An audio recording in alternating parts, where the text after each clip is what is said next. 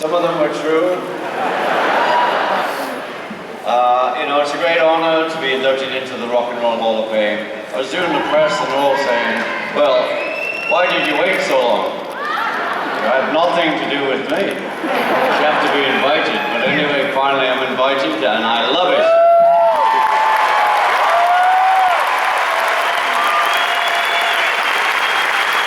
I also love that I got lucky that it's actually in Cleveland.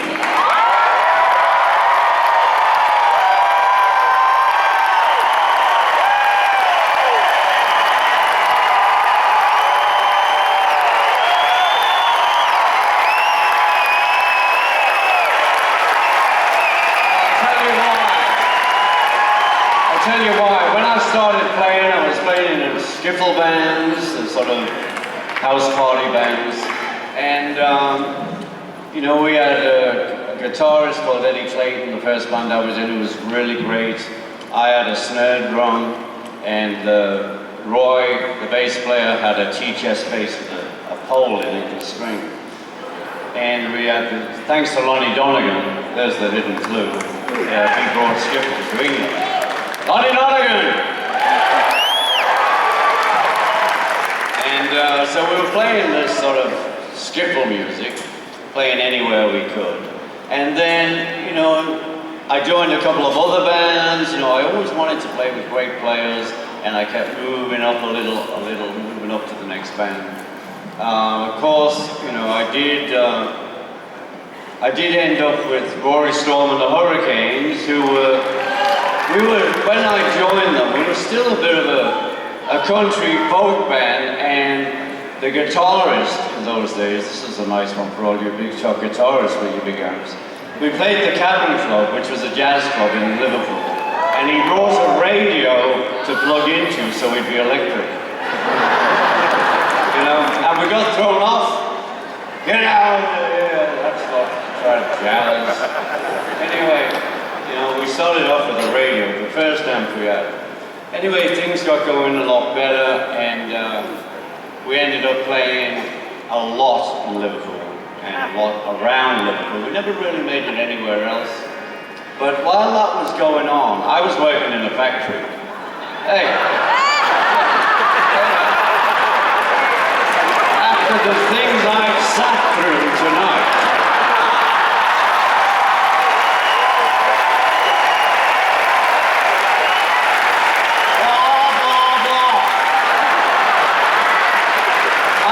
some stories.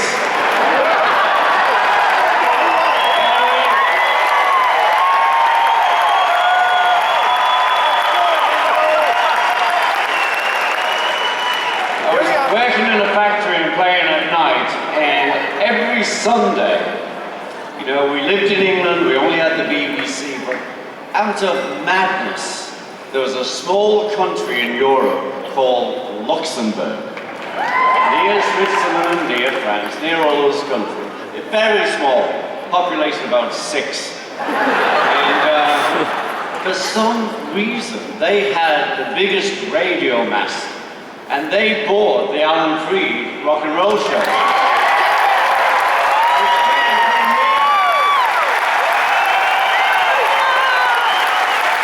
And for the first time I heard, well, I have to backtrack, you know, around about 55, Bill Haley was my hero. He was like the first rock. Elvis came in, he was like your dad. I mean, Bill was like your dad. But anyway, I'm listening to this guy on a Sunday at 4 o'clock in the afternoon, and I hear Little Richard, first time ever. I hear Jerry Lee Lewis, who was here tonight, first time ever. I heard rock and roll music because we weren't getting a lot of that stuff in England, and it came from this very small country. So at 4 o'clock every Sunday, Roy and I would go to his house and we'd turn on the radio, and Alan Freed would introduce us to so many great records. And the most incredible thing, because you know I was a teenager once, and he played Little Richard, and Little Richard said, "Shag on down to the Union Hall." Means nothing to you, to us. It's very meaningful. And we couldn't believe we could hear this guy on the record, shag on down to the Union Hall. That seems a good place to go. And so that's, my rock and roll. And also I came from a port, a lot of sailors came, to Liverpool, from Liverpool. We bring music from New York, from all over America. They drink all the money, they sell the records. So I go, hi, holding you. Anyway, I started collecting a lot of records, listening to music. Anyway, ended up in this rock and roll band.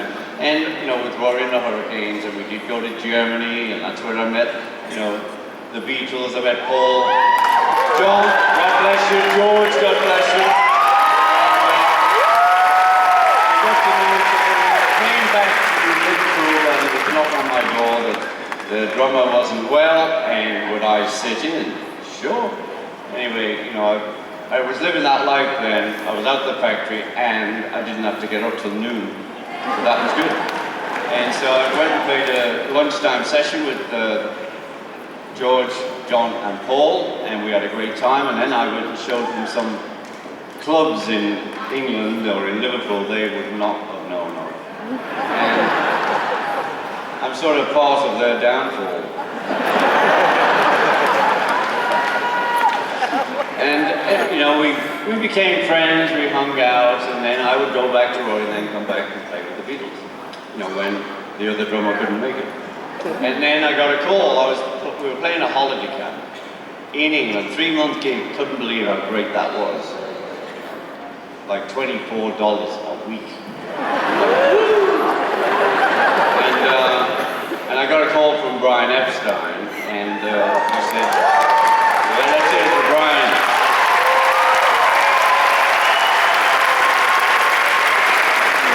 I got a call to say, would I join the group? This was Wednesday, would I join the Beatles? And I said, well, when do you want me to join? And he said, tonight. I said, no, I can't do that. I've got a band here, we're working, we've got a job. I'll come Saturday. Because everybody in Liverpool were all playing the same song, so they picked up a drum and he could play.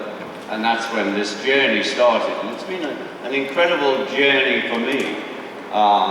With these three guys who wrote these songs. We were talking just the other night. Paul had come in and strummed some song to us, and that's the first we'd heard of it, we'd play it. And we would get it done in a really good shape. In an hour and a half, it would be the record. We didn't spend a lot of time. And there was a lot of joy. And he's talking about, the Beatles, they were so big and so famous, but they shared rooms. Every hotel, when we got in hotels, when he's talking about it, we were in guest houses. But when we got to hotels, we always had 2 rooms. And it didn't matter who was with who, we were pals, we hung out. But I'm telling any band in the room, you really need to get to know your other players. And another tip I've got for all bands who are starting out, when you're in the band, was another tip. If you fart, own up. Because it will cause hell. If you don't own up, everyone's blaming everyone else. So, we made a pact in the band. Okay, if we fart, we'll say it. And that's what we did, and that's how we get on so well. I want to tell you, it's been a beautiful night, and been hanging out with a lot of musicians. Don't usually do that. I'm going to do a few numbers for you next.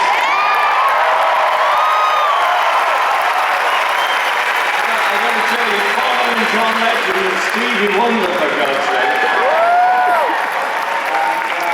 Anyway, I'm going to start with a number I've done since 1960. I did this number. It was a woman song by the Shirelles, and it just took my fancy. And it's called Boys, so I hope you like it.